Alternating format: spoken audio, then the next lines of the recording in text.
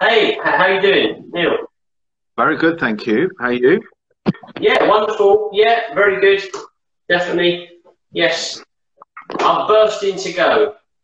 Prosecco tasted, that is. Prosecco tasted. Well, we've got, I mean, it's great to be on, Chris. We've got 7 Prosecco's to taste, haven't we? We've got 4 whites and 3 roses to taste. We And have, yes, yeah. Yeah. we're going to have your trade tasting as well. It's coming up in April. Talk about the Glass Bubbly Awards and also talk about all the wonderful things that happen at the World Prosecco Cup. So it's good to be on. Yeah, definitely. The wonderful wine tourism that Prosecco offers the world as well. So, Yes. yeah. So should we, do you think we might start tasting, really? It's aperitivo time, isn't it? You know?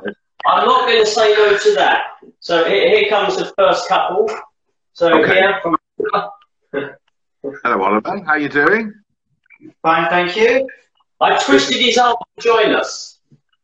Yeah. Come on. Come on. Nice, guys. So, And we've got our Prosecco Dock glasses there, very branded. good. Very good. I like it. Very good. There we go. So the first one, Neil, is going to be Constantina. Yes. Yeah? Yeah, this is very interesting, Chris, Oliver, because it's, we're going to start off with an extra brut Prosecco. And that's, I think for a lot of people, that's going to be something new because it's a very small part production. It's not 1%. It's less than, it's about 3 grams of residual here. So Right. it's very, lots of people, I mean, I'm sharing the from a few tastings. We've had a great response. Pretty interesting. You said, you know, when we spoke a couple of days ago about what orders do we have, we said, let's start with extra brut, let's start with Tina. And also, as well to say, is that one of the other things here as well is this is actually 85% Glera, because that we have to have 85% Glera in our whites, as you know, guys. And we've got 15% Chardonnay in here as well, and obviously there's Chardonnay too. And that can make a lot of difference in a blend, as you both know. So, you've had wines from this producer before, guys? You had wines from this before? Have I had wines from this winery? No. Ah, this is No, first time. okay. Oliver, you tasting as well? Come on. Really good on the nose. Plenty of fruit, apple, pear, white blossom, white rose petals. It's really got a character on the nose, even though it's extra brut. And you're thinking, oh, I'm not going to get any expression. It's punchy on the nose. It is, and also I think one of the things about Mazatini, you get this sort of floral character with there. Yeah. When you have the fruit as well. Let's go in. Nice, lovely. It's very clever.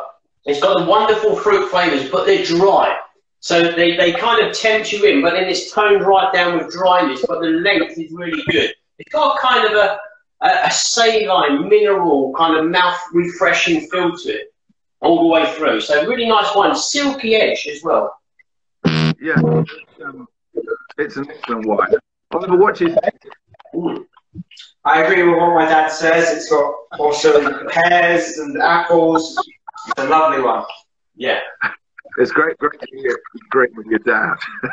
Yes, yes. It has to say that, doesn't it? Yeah, no, he's not going to say it all the way through, I can tell. But I know what about it.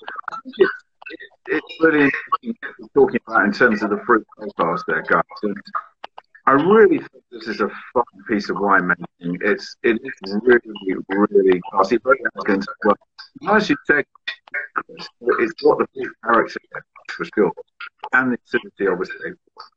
It's a nice piece of winemaking by me. Their wines are very, very good. You know, you can try their brut, which is one decanter in the past as well, and also you try their rosé, which I'm really impressed with. I'll talk more about the rosé a bit later. Really smart piece of winemaking. I think it's really exciting that we've got the extra brut styles coming in now, and we're going to face an extra brut rosé. Well, I mean, extra brut, like in champagne, people prefer their kind of extra brut. They prefer that drier style, not so much emphasis on the sweetness, more the acidity, the dryness of the wine. So that may come over towards Champagne, where people are not too keen on the over sweetness of it, and would prefer a reserved kind of Prosecco style, which is the less sugar effect. So, yeah. I think it. I mean, it's giving a lot of variety here, because if you we're going to right, we're going to have. We've done this. I've done this with Daniele Cortellini, obviously. Wonderful, wonderful chef. We do our work, as you know. And we've done pairing to that. It also brings another style into the dinner as well, when you've got the extra, the brut styles, and you're having extra breeds as well. Not, you know, of course, we've got the roasted, which is great. Mention just one thing about Mazzatina as well. This is their importer is Bancroft wine. Very, very good. Yeah, you know, very, very good company. And Mazzatina, a couple of years ago, really good people to be with. And also, just to say about Mazzatina, when we go on another trip, we'll talk about wine tourism a bit later, they're great to go and visit. Del Bianco family, started in 1947, a great setup there. I really, really think I love their wine. And actually, I love the descriptions, guys, because there's a lot going on with Prosecco and getting a great response. And from a food point of view, what do you think about having this? I would say that's kind of a foodie wine, but possibly some cheeses to go with it. I always go with a kind of a creamy cheese with Prosecco, like a brie or not a very strong camembert, or some of the dry cheeses, because then you get the lovely honey flavours coming from these parts. I'll go for a cheese or a pasta dish, maybe. I like pasta dish. Yeah, it'd be great. And also, I think you could step onto some seafood here. I mean, if you had some oysters, I think it's fantastic. One, yeah. Because that's just really good. And also, I'm really having, trying to make my risotto sometimes more successfully than others, but I'd love to pour some of this into a Prosecco dish as well. I think it would be good. Well, the Prosecco is quite a light wine in its own way. And you can have it even with salad. I've done some pairings with some Prosecco and different styles of salad, vegetable salad, one with a bit of bacon in, and it pairs very well, because it's not too strong a wine. It's quite relaxed, so it can adapt quite well to different foods. I agree. I mean, I think you could be having aperitivo time with some Papadano cheese. We've got some antipasti, salads, sushi. Yeah. Really good soup, actually. It's certainly good. Just, can you hear me okay? I find it a little bit, you're breaking up a tiny bit, Neil. That's all I can say. I'm doing my best to hear. I'm not sure if it's just us. No, I think it's full on volume here. I'm going to give it a bit more. It sounds like I'm a bit intermittent with the sound here. I've got people coming on as well saying that. We should have a good signal where I am. So I was just a bit intermittent here. So am I better now or not? Still... I think you're a touch better now. When you got closer to the screen. Okay, I'll keep vocalizing. And what about now? Is that much better? That's much better. Yes. Really? Right, I'm going to have, there's a bit of an echo here, but you've got to have, so I'm shouting out a bit now. Louise, is that a better sound now? Am I sort of a bit more vocal? Or just waiting for a response on that there. But certainly, you hear me all right now, guys? Is that consistent now? Or is that still a bit interference? There's still a little bit of interference, but I'm sure we'll get through it, Neil. Okay. Okay, I'm not sure why that's happening here, but what I do is go for that one. That was a good start off from Mazzatina. Lovely, extra dry, extra brut wine, so drier style, less sugar, but you're not losing the splendour of the Prosecco region, how good that Glera grape is. It's showing its worth in here, but you're just relaxing it down with the sugar style. So very good for food pairing. A good start. Oh, it's a fab wine. Let's wine beverages. Should we move on to the next one? Here we go to Villa Sandi. Yes, Villa Sandi. So this is their kind of the biological, their organic, sustainable Prosecco. So, yes, I do enjoy this wine. Yeah, and come on, Chris, you and I have been to Villa Sandy a few times. Yeah, Oliver's been as well. Oh. Yeah. What do you think, Oliver?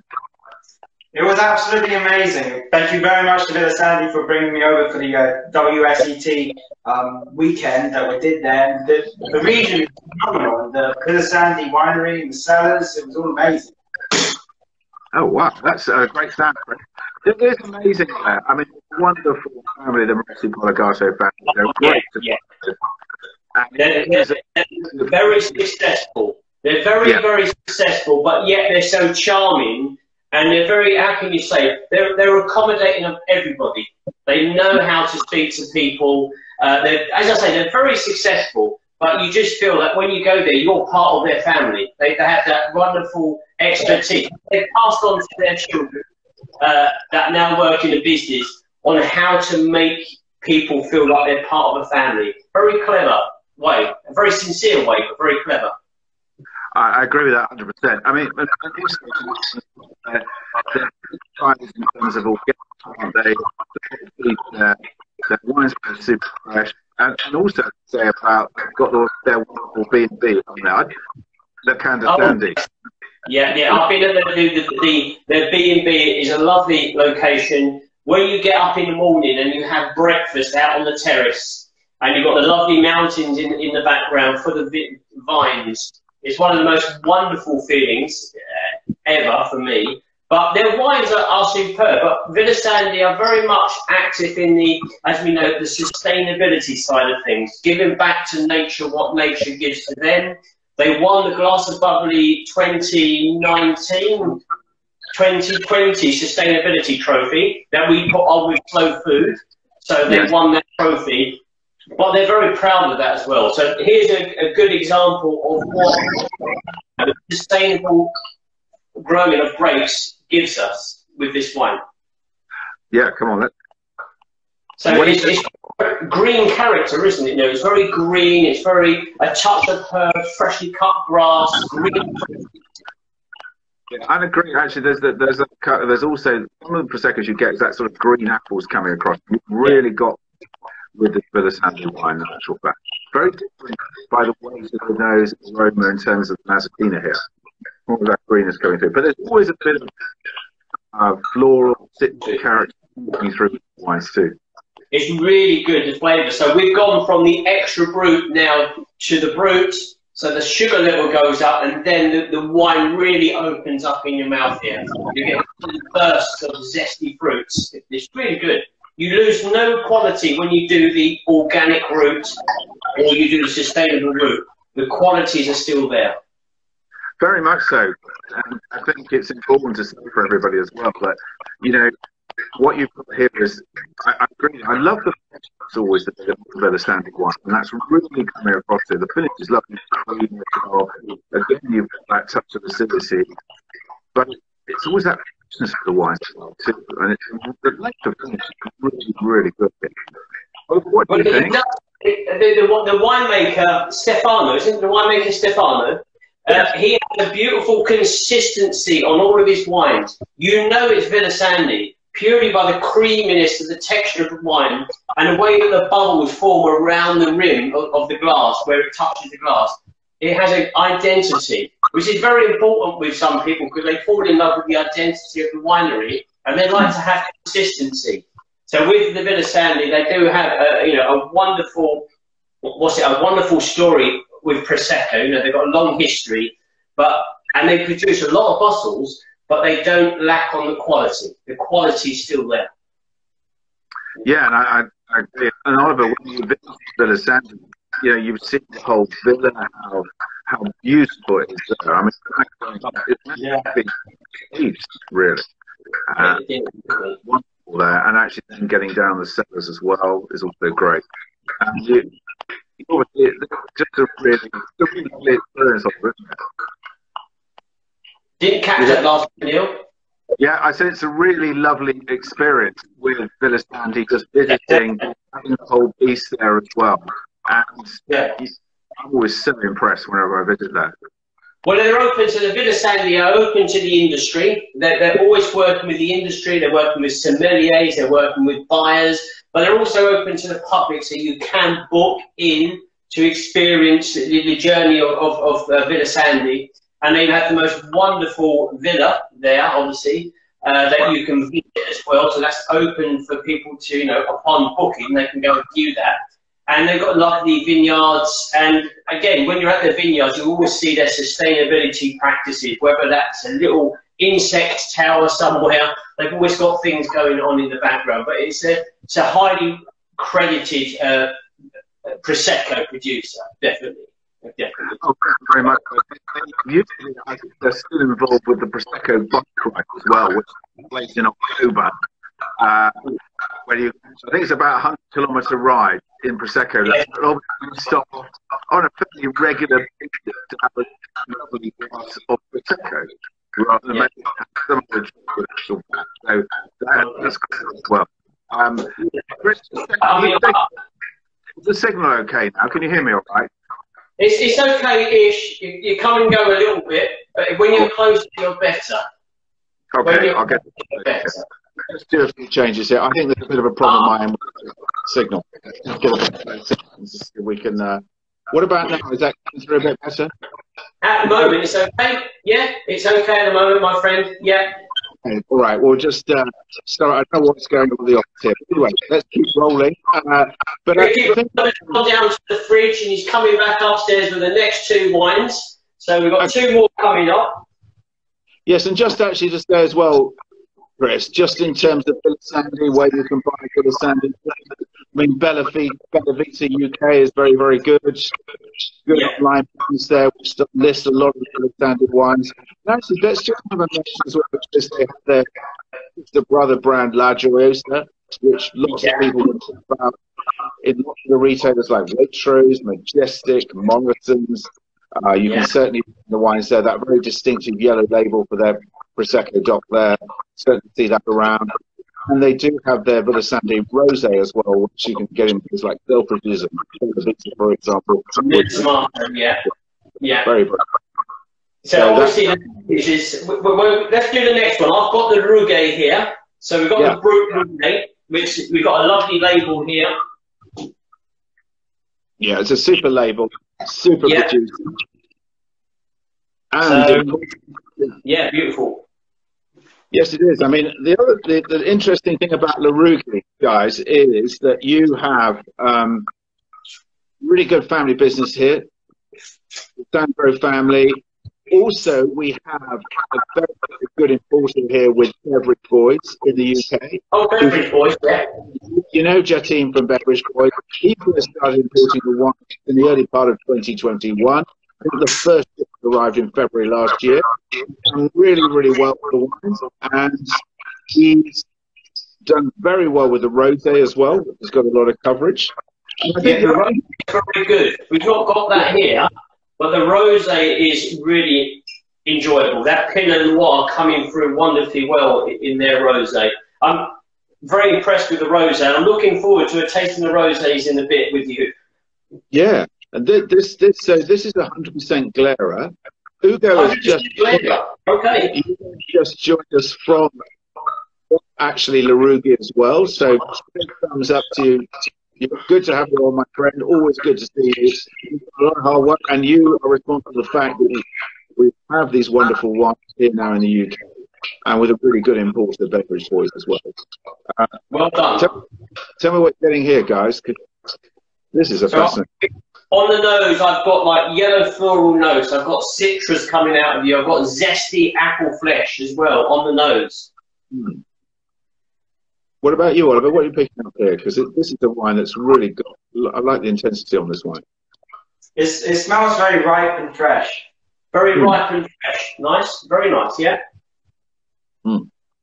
Very much so. And you really pick this up with this fruit stuff coming from It's fresh. It's fresh. It's citrus driven. It's palate cleansing. This will go very well with certain kind of foods. It's got a good length.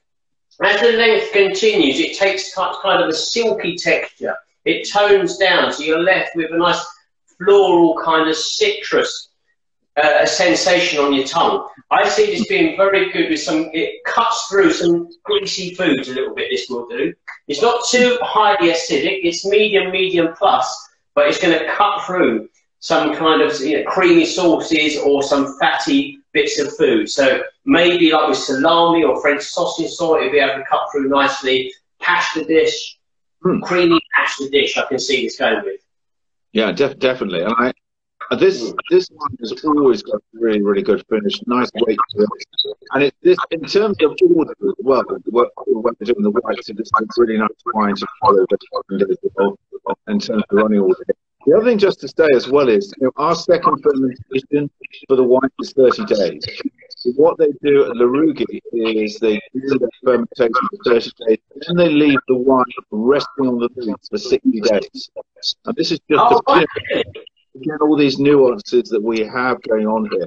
So they're stirring every 5 days, and this is very much an example of a typical style of La Rougi here for me.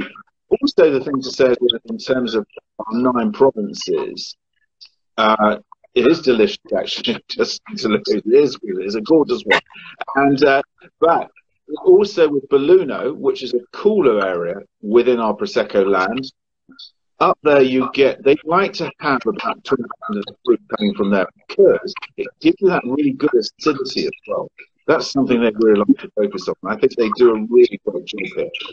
And I remember, a friend of ours, Jamie Good, wrote up La Rougi Rosé last year because he just said, I really like these wines. I said, great.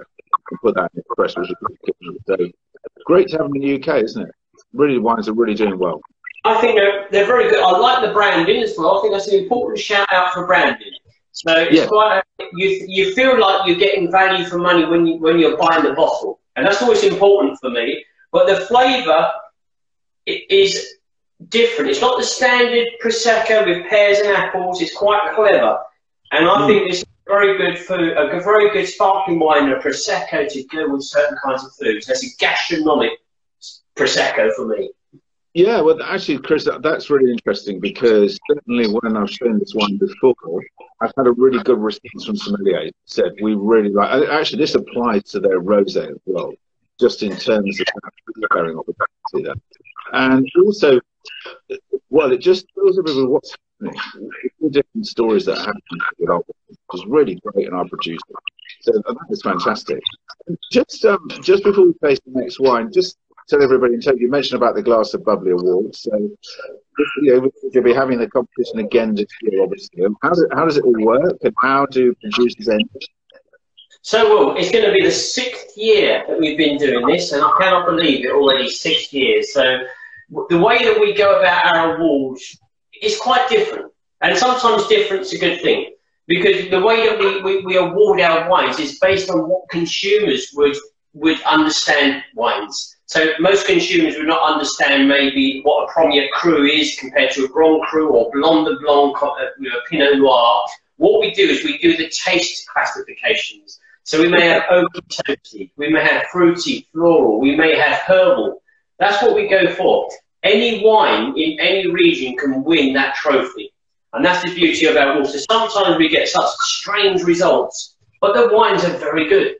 So everybody has a chance. If you're a big company, so one of the years Champagne Deutz won the title. Other years we've got smaller producers, family growers that win the title. Every year we usually have quite a few judges coming from around the world that judge, and they do it so heartedly and with such great passion as well, and which is a really good compliment to the wines that get entered. And each year we release the results, and we have one big trophy, which this year's in England. It's with Fox and Fox. Fox and Fox won that title with Ashton Whitfield Blend 2015. This coming year, entries are already coming in, bear that in mind. So we had an entry today from Champagne House. So entries coming in already. We'll be doing judging down in London. Neil, hopefully, will be with us as always. Fingers crossed. We want to have the awards dinner this year. So fingers crossed. Brilliant. Yeah, no, come on, that would be fantastic.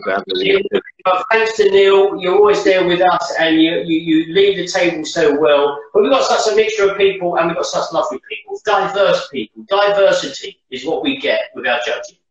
Yeah, you certainly do, and you get that with the judges, no doubt about it. And yeah, it's great.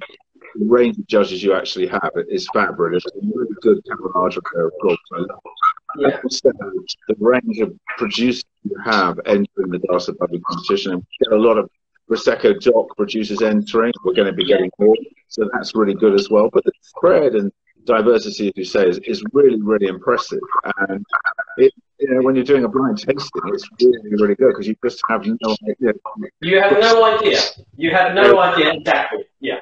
And that's so really good, actually. Really, really good. So we enjoy it. So it's going to be on again this year. If anybody wants to join, just contact us and you enter your wines, and then it's down to the luck of the gods, really. Yes. To the judges. How do actually people, Chris, just in terms of folks just getting in touch, do they go onto glassofbubbly.com? Is that what they do? Or yeah, glassofbubbly.com. We've got a whole awards page on there, or they can find us on Twitter, Facebook, even Instagram. They just get in touch. Eve is the awards director. She's in charge of that. She's the boss when it comes to the awards. And then I usually do the serving. Oliver does the management on the day, as you know, Neil. But yeah, each year we have a load of entries. You know, awards are a good thing for wines, and there's lots of good awards out there around the world. It's good for PR, it's good for your confidence, and the way we also offer 1 year's free PR and marketing with any entry that enter. Oliver's always doing articles and videos, so it's good. It's good. But I tell you something, we must get on to the next public, I reckon. Okay, come on, let's go to the next wine now. This is a producer that, a nice bit of showing off this wonderful producer who I've never reviewed. Different style bottles, but there's a shorter, fatter bottle, different style, but it looks expensive. This looks like a luxury kind of branding with the gold top, the embossed kind of logo at the top. Really nice. Yeah, it is actually. And they actually, Bosco and Merlot, they changed their packaging a couple. It was a nice move for them to do that. Yeah. And very, very nice family, the Paladine family. Great people to go and visit. When you go there, they've got a shop where they are, but they also have. I remember going there, we were sitting in their dining room, having their wonderful Proseccos and having lots of fantastic cheese, really. I think it was a Aperitivo. I've got some cheese here today, but I've got some Caprice de Dieu, which is French cheese, I know, everybody. And I've got some Saucisson, again, which is France. But they're good neighbours, aren't they? France and England are good neighbours. France and Italy are good neighbours.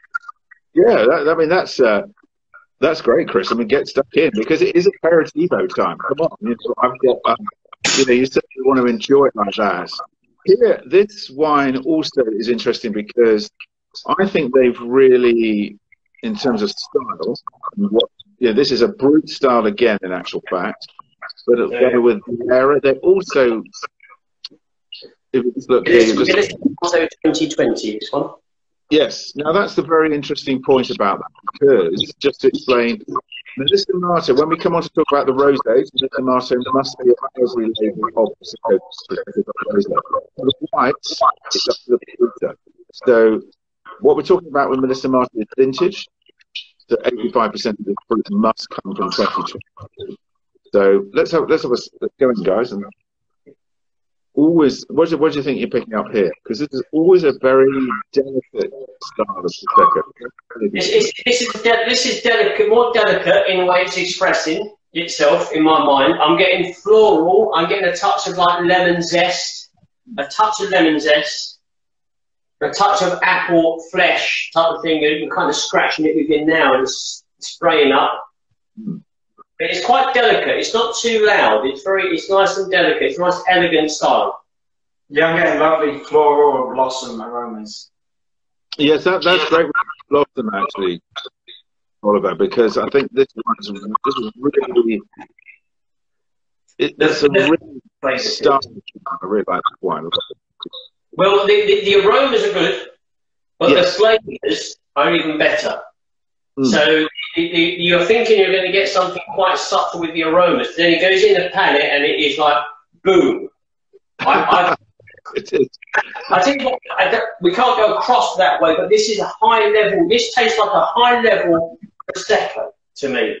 So we're going up into the hills of the Cartipsi. I know we can't mention it here, but this is competing with the best style of Prosecco. To me, I wouldn't be surprised if that was the top Prosecco.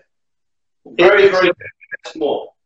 I think, I mean, look, we've got to give a shout out to them. I think they've done a great job. I also think the whole winemaking style, and I'd mention their rosé, by the way, because what you want to get across wines, any producer, is a style, isn't it? You want to get a thread run through the style of wine, and you've got that here. That's when you taste the rosé. It's very good. Pardon?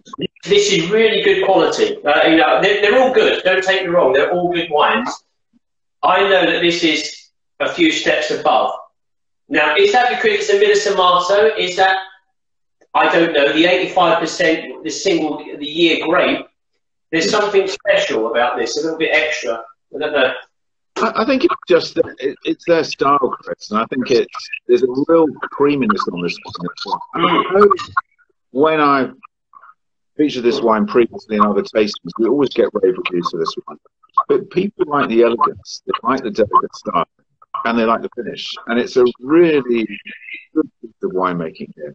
And they've really, their style, their wines over the last 2 or 3 years have really been impressive. It's very clean. It's very clean and clear. Yet it delivers all of the different flavours, but it presents it very nicely. These are good. They're quite bold in character, which is good. This is a little bit different. It's taken its time to showcase its qualities to you. It's hard to explain because nobody can taste with us live. But it's important because that is what is interesting about tonight's line of wine. We start off with the Mazzottino Extra Brut. Then you're moving to Villa Sandy with that lovely freshness. Larugi has that natural extra time contact.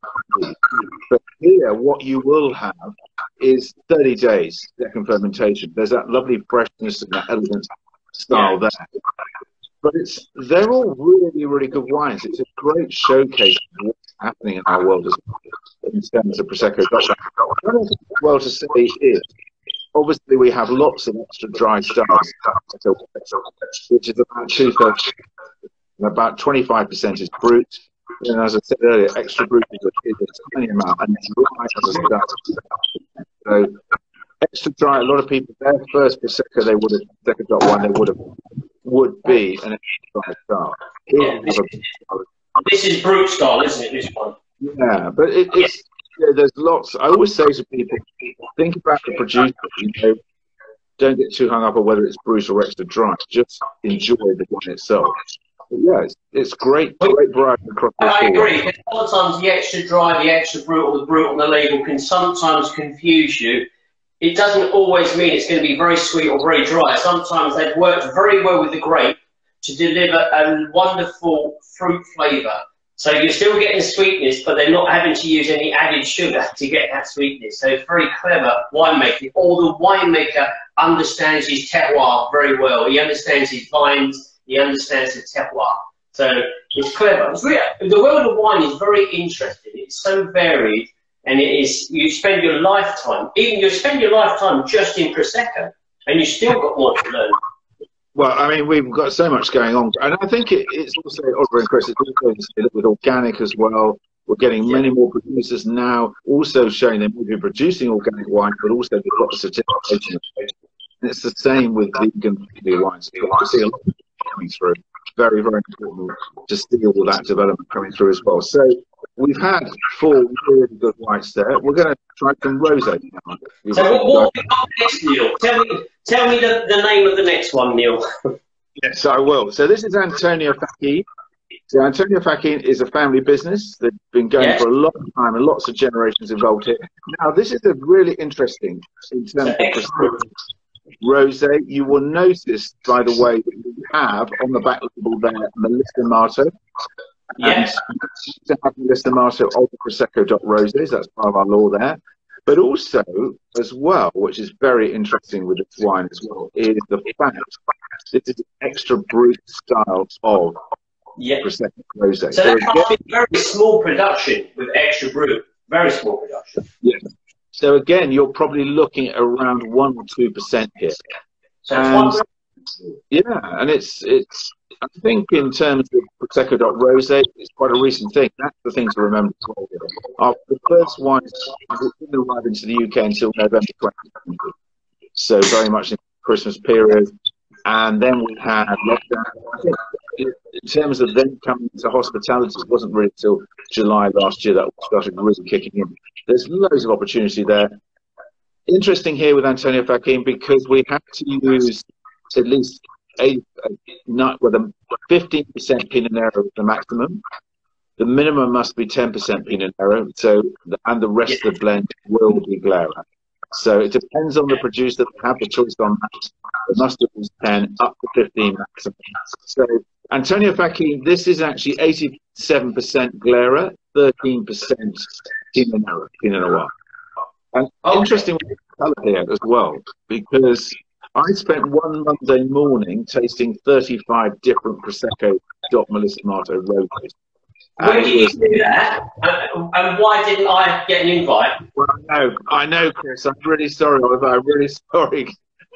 Oh, no. Yeah, that's it. What? It's terrible, isn't it? Go away. But it was interesting with the different stuff, just like we had with the whites. Really just picking out the different stuff. So, let's have a small here, guys. Let's go in.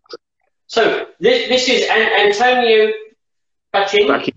Yeah, and they're since 1870, so they must have been producing still wines before. That's a long history, because Prosecco, Neil, if you don't mind me asking you, when did Prosecco, the bubbly Prosecco that we know, when did that really start? Was that in the 1960s, 50s? Yes, 1960s. I mean, there's a lot of history. There's a lot of mentions, by the way, of Prosecco way back in the sort of 15th, 16th century. The city of Prosecco, as we have, look at that colour, everybody. Yeah. Beautiful colour, very enticing. I think you've got history way back in terms of mention Prosecco, the city, which is in Trieste, right in the east of Friuli Venezia Giulia. So that's as far east as we go with the production of Prosecco DOC wines. We're moving right across about 270 kilometres from Trieste, moving across the west there, covering Prosecco DOC wines. You've got the city of Prosecco. So you have mentioned that. But also you have, with the Enological School in Polignano as well, just going with Federico Martinotti, who came up with the Prosecco, the Martinotti method, in terms of second fermentation in tank, which internationally, as we know, is the Charmat method. So especially back to the 1890s there, and Antonio Carpenti had a big role in that as well. So you've really seen, as you said, you mentioned the 60s, and really the push through, especially in the last sort of 15 years. That's been amazing. We're really looking back to 2009, in July 2009, where we have our designated area of origin with Prosecco DOC being announced. That was really, really important for us, obviously. And we've just seen that tremendous growth of sales. And it's brilliant to have the introduction to Prosecco DOC Melissamato Rosé. So, I mean, what people, another credit to, say, Prosecco, maybe alongside Champagne, and then alongside Bordeaux, Burgundy, and these key words. It's a universal language. You can go anywhere. You can go over to Japan, you can go over to South America, France, Italy. Prosecco, Champagne, Bordeaux. These words are household names. You don't need translation. You can speak to a young Japanese guy and you say Prosecco, they'll know. So it's a testament to the marketing that goes into making, to pushing the brand awareness for Prosecco especially. A lot of money, a lot of time goes into making the name Prosecco to what we have today. So it's an important part of life for many people, but it bridges the gap between many people, if that makes sense. It makes complete sense, Chris. It's great to be talking internationally. You've got to say, I've been involved now since 2014 as the UK ambassador for Prosecco. Great. It's a brilliant journey, you know, but it's great. We've got a brilliant team in Treviso. Wonderful city, everybody. We'll talk about wine tourism in a bit, but the team are doing brilliant job there.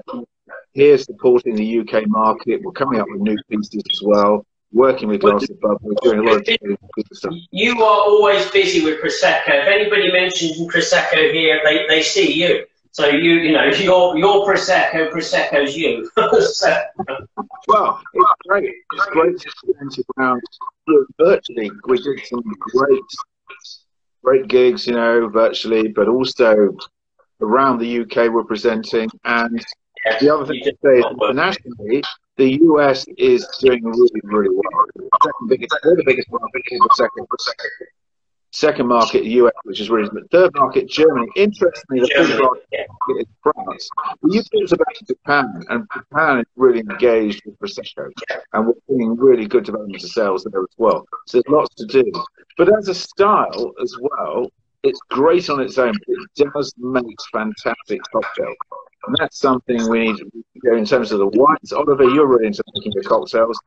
You know what Prosecco Rosé can actually do, and Louise has mentioned it. And it's really, they are gorgeous cocktails. It's a great opportunity. Don't you think? I mean, I think he's done a few cocktails with Prosecco, definitely. And it's got its versatility. So you could just have it as aperitif. You can have it for breakfast or dinner. You can have it with food, or you can have it with a glorious cocktail at the Savoy Hotel. But Prosecco Rosé is only available with Prosecco DOC, which is an important thing. You can only get Prosecco Rosé with DOC. Yes, that's right. And it's about, I think it's interesting, it's about 10% of our production, just over.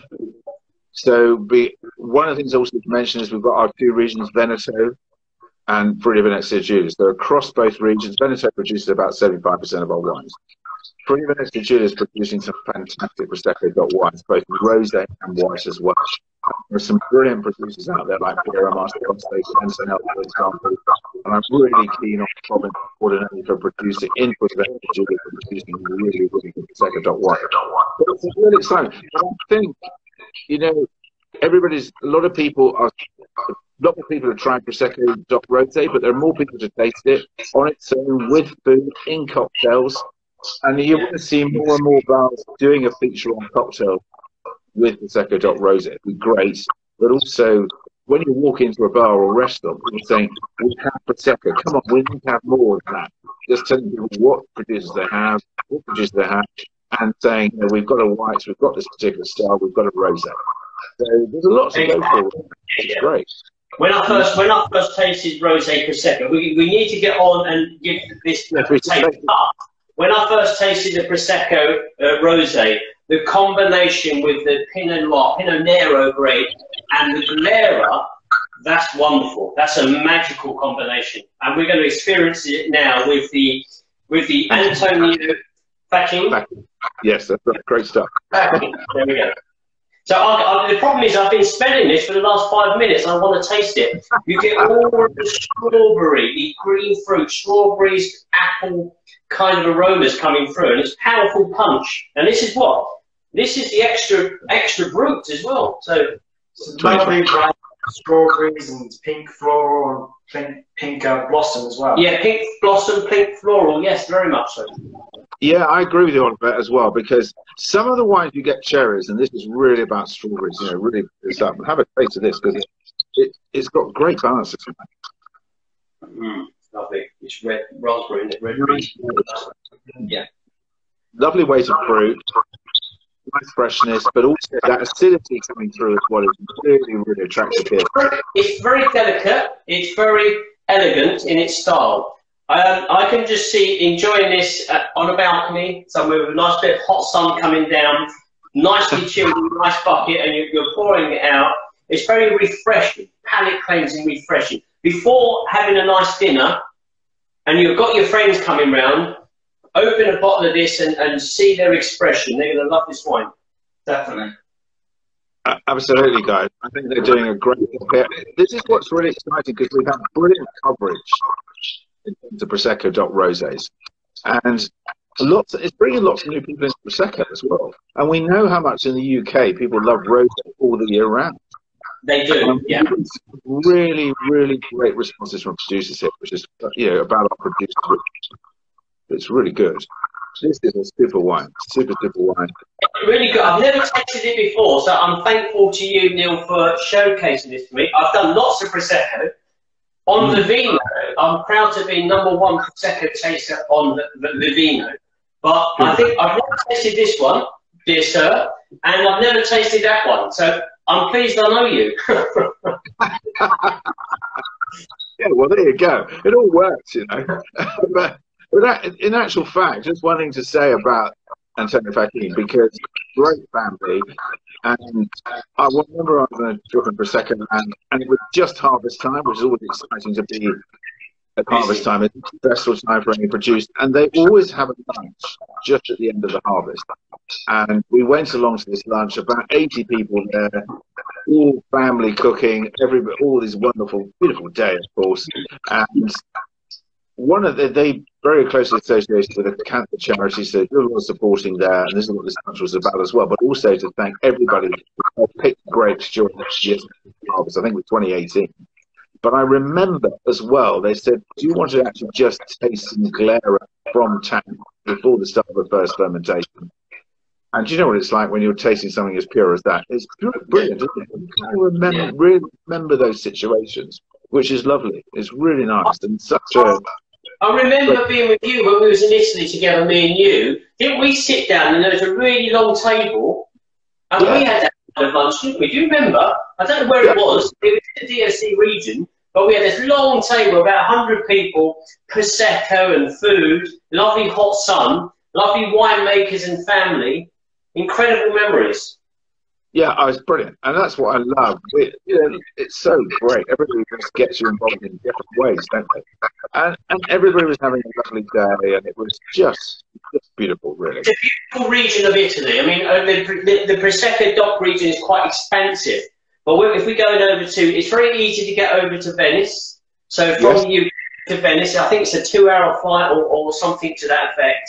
And then transport, you can go up and explore all the beautiful regions. And it's really, as a wine tourism destination, for me, I haven't been everywhere in the world, but for me, it's the best place.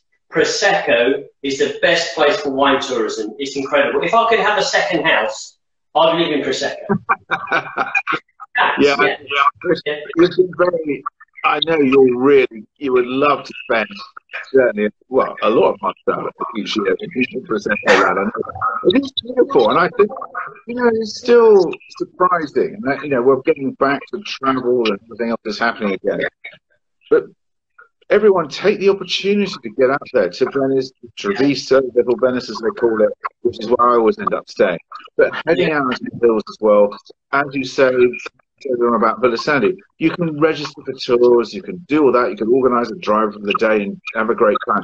Brilliant food, great culture, all the 9 provinces. There's so much to see and absorb. The thing with Italy is, especially with the Prosecco region, if you watch a video of 20, 30 years ago of all the cafes and bars, there's no difference when you go today. It's the same thing. Cafes and bars, coffee, nice food, Prosecco. It hasn't changed. You go back in time. Whereas in England, a lot of the pubs are modern and they've got football in there, which is fine, which is okay. In Italy, it's remained very to its traditions. So you can embrace that. You can, if you like taking pictures or you're on Instagram, you'll just be taking pictures all day. And with the Prosecco DOC region, you've got such a big area to explore. And they're very good online. The Prosecco DOC website is very good for educating people, not only on the wine, exploring the region, which is so important. Yeah, it is. And I think, and also it has to be said as well, what it's added back to the economy. And also help support, we're supporting charities as well. We're doing lots of work like that, which is really important because it's really important to the economy there. And that's very important for all the provinces to do that. And to keep doing that as well. So I think that's we're making a great beautiful country. Italy is a beautiful country for architecture, food, and wine. It's incredible, But hey, every country is in its own way, but Italy is very good. We must get on to the next one. I have it on quite a lot. No, come on, let's go. Right. So the next one is going to be the Torresella. Torresella, yes. One ever. I'm not tasting this. This is, again, we had extra brut before. This is a Brut Bellissimoto Rosé. It's about 25% of production, similar to the way we have with the whites, with extra dry being about 2/3. And Torresella, we feature their white a lot, lots of tastings, and their rosé as well. I really like this. This is a very, I really like the style of Torresella. This is part of the Santa Margherita group. Got a good importer too with Alapino, which is imported, which has been around for a long time. Very well. Neil, who's the importer? Alavini, Alivini. Yeah, so they're very good. You can order these wines online. Order the white as well, about £13, £13.50, something like that. And they are doing a great job, and they're very heavily involved with lots of the tastings we actually do. So let's have a look at this. I think this is, and by the way, just to say as well, what we're doing with the rosé, generally what happens is you ferment the Glera first fermentation on its own. You'll have the Pinot Noir on the skin fermentation, generally around 6 to 7 days. Then you blend together for second fermentation. That's what happens pretty much with all the producers there to start that second fermentation. And just to say also, just before we taste this one, the second fermentation, Martinotti method, Charmat method, has to be 60 days minimum. So twice as long as the wine as well. That's something we found with all the trials and the tastings we were doing, even back in 2018, 2019. So let's have a look at Torresella and tell me what you think here. Nice colour, a nice pink kind of salmon colour to the wine. So, and it's got relatively fine bubbles, but look at all the lovely kind of bubbles around the edge there. So it's alive with bubbles in the glass. Very much so, very much so. And this I believe, is 15% Pinot Nero, 85% Glera. Quite a lot of Pinot Nero, yeah? So I'm getting pink blossom, pink rose petals, touch of red apple skin as well, dried red apple skin that's been drying in the sun for a little bit. Crushed strawberries. Crushed ripe strawberries from Oliver. So these are all exciting aromas and exciting flavours that the Rosé Prosecco gives us. It's a different kind of nose as well here that we're getting to the Antonio Facchini.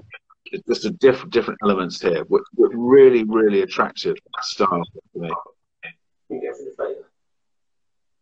Very soft, quite creamy, red character coming through. You imagine just having that as an aperitif style. Great in cocktails, as well. Let's not forget that. Brilliant cocktails. Quite versatile. It's got its own character, and it would be probably okay for food, okay for aperitif, and okay for the cocktail. So it's something that's quite versatile. It fits either one. Yeah, I think Torresella is great. I mean, I think if I was, let's say we're having a big event and you were choosing a style of Prosecco Rosé to serve at that event, I think it's a really good one to serve that. A lot of people like the style of it. Very accessible. And I think also from a rosé perspective, lots of people haven't tried, loads of people have tried Prosecco Rosé now, but more are coming to taste well and discovering these wonderful wines. And this is a great style to have. We had this one started the whole time. It's just got a really good start for me. And I think the other thing is like if we're comparing the Prosecco to the Champagne, these have got like 11% alcohol. So compared to Champagne that's going to have 12.5 and 13, these are a lot lighter. So you can have more Prosecco than you can on the Champagne. But you can certainly feel the alcohol's not too intense. Does that make sense? Not too aggressive. You shouldn't drink too much. Nobody should do, and that's given. But these feel lighter on their alcohol side as well. Yeah, and I think that's we should drink responsibly, of course. But I mean, I think the softness here is really attractive, and that's something taking the white. Glera has that softness. It combines here with Pinot Nero, just giving it a bit of weight. That's really good fruit character. And it's really creamy, this wine. I mean, I think it's really, really nice style. Yeah, I mean, I've never tasted it, so I'm really pleased to have tasted it. I've never tasted this winery. I didn't know about the winery, so I'm being educated, because I appreciate that. Thank you. Well, it's good. You've tasted lots of wines, guys, lots of Prosecco wines, and it's good. It shows you, by the way, every piece of activity that we do, all the producers, member producers, made aware. They very much first come, first served basis, which activities they want to be involved in, for example. It means we end up showcasing a lot of different producers, which is great. I'd also add that the Torresella White is very much in this start. I think, again, the same descriptions apply in terms of the kind of having the white's a great wine to start with. I want to start tasting with their extra dry white because I think it's really, really good, great attractive stuff. I did a talk on Monday night and I started with Torresella White. Just shows you that sort of example. They're great reception as ever. Just one other thing as well is you've got your glass of bubbly trade tasting coming up on the 4th of April. Yeah. One of the things there as well is that we showcase wine at certain times that don't have an importer. We do a lot of pieces of yourselves, other trade events as well. Larugi, we talked about Larugi earlier on, and how with Ugo coming across there, and how he was trying to find an importer in the UK, and we end up with a great partner in Beverage Boys. But we do pick the wines that are here. And some people are thinking, wow, the biggest market in the world for Prosecco DOC wine, and we've got producers still trying to find an importer. But yes, we have. And the Prosecco DOC will be at the Savoy Hotel on April the 5th, which is the Glass of Bubbly show. So we've had it postponed for 2 years because of the situation. Yeah. It's happening in April the 5th. So anybody in the trade or the press sector are welcome to attend. And we've got some magnificent wines there on the day from across Europe, but also we have obviously the Prosecco DOC there. And as you say, some of the labels are known, some of them are yet to be discovered. And if you're a clever buyer, you can find a magical kind of brand. And not only is the wine good, but the family will work with you. So together you can harmonise and really achieve some good sales together. So, we're looking forward to seeing you on April the 5th at the Savoy Hotel. Savoy Hotel. Wonderful, Chris. And because we've been waiting for this occasion for a couple of years at least. And you've been very successful with your trade tastings, very, very busy. You get a big range of people, which is great. And it's a good opportunity. And we're taking, we've got our table there. We're going to have several producers on that table. And it's going to be great to meet everybody. But you're getting an example tonight with this tasting that the different styles that we have, the range we're getting across our producers, and we will, I'm sure, have some producers who are looking for an import. And again, that's a great opportunity, and that's how things develop. The other thing, even for a consumer, so even if you're a consumer and you enjoy wine, do not feel that you can't reach out to either senior wine experts, you yourself, Neil, the Wine Tipster, you're on Twitter, you're on Facebook. The wineries are also on social media. So if you bought a bottle and you like it, you can ask the winery and say to the winemaker, look, thank you very much, I enjoyed your wine. And don't be surprised that they'll send you a message back. So these are not kind of untouchable brands with lots of money and hiding behind big walls. They love to hear from people. So explore these wines, find out about their websites, and communicate with them. And they'd love to hear from you. And one day you may find yourself popping over and meeting the winemaker that's made the wine, which is an incredible sensation, even for me. Every time I meet a winemaker, you're meeting like a god. It's incredible. Well, absolutely. That's a really good point. And also what you're finding is you've got some really great porters that are very supportive, really enthusiastic, want to get out there. We talked about Alavina. It's a long-established company, the UK importer for Torresella, for example, I've known it for years. And the Villasandi team are doing a great job in the UK, for example. Beverage Boys, you can go on, and it's really good, and Bancroft as well, Bancroft Wine. So it's very, very positive. But I agree, and Glass of Bubbly gives you that chance as well to meet winemakers, and it's a great experience. You just get this opportunity to do. Coming out of the pandemic, we need everybody to have that spirit together. Everybody needs everybody. So we all get together and we have one passion, which is bubbly. And the last one with the bubbly, we're going to go to another rosé. And I've been here, which I can say I've been this one with you, Neil, which is Le Rougaré. Yes, so this is all kind of colour to the wine there. Oh, yeah, it's beautiful. And once again, you only get the rosé with the DOC. Yeah, absolutely, Chris. Well said. This is a brute style. I mean, just to remind everybody, we've had extra brutes, brute styles with Torresella, Rosaria as well, but we also have extra dry roses. So remember that's very, very important here to talk about. So we've been to this producer, Chris, haven't we? So we know a lot about them. Bezold family, great family, very important family in Prosecco Docklands, and lovely people. They make a very good white. They've had Notria Co. have been importing their wines for years and years and years. And it's a wonderful long association with them, long association between producer and importer that's going over decades, which I think is really brilliant. And also, yeah, it's great, isn't it? I mean, I think, so we've got here Glera, I think around about 15% Pinot Noir as well here, but remember we can have 10%. Look at that, it looks great, isn't it? All those bubbles, it's alive, it's fresh, you just want to dive in. Well, less, I mean, there's almost some cherries on the nose for me here. Some of the Prosecco Dock roses have some cherries on the nose. You've got some strawberries as well, some raspberries as well here. It's a bit more of a red berry character. So you're getting the red berry fruits, you're getting a touch of raspberry and red berry in there, maybe some wild strawberry, more of a red rose petal over them. Pink, it's fruity, you've got red apple flesh as well. It's very delicate. You've got a sprinkling of cream on top of it, all of this as well. A lovely cream kind of character. But it's an example of where you're picking up different aromas here across the three wines, for example. And there are definitely those nuances with the Prosecco Dock Melissa Martha Rosé wines, which is why when I did that tasting of 35 roses, I really picked them up.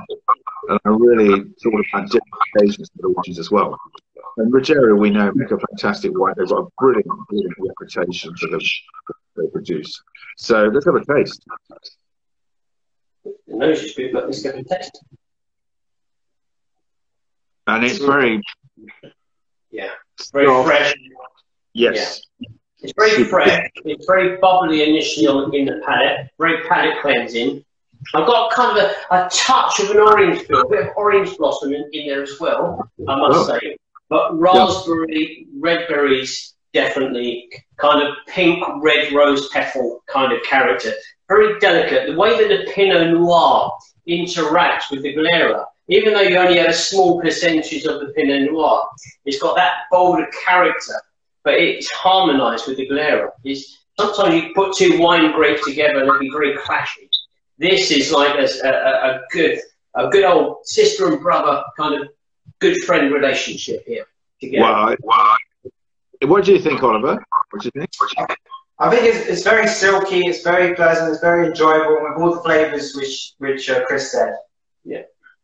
Yeah, I think the silkiness there, and I think Ruggiero have won a lot of awards over time for their Prosecco wines, and they deserve them. And their white is outstanding. I agree with that sort of silkiness. There's a real smoothity which is really attractive. And they've got a lovely tasting room. They've got a lovely building with the branding outside, with a nice sign. I remember taking photos outside, but they've got a nice tasting room out there upstairs as well.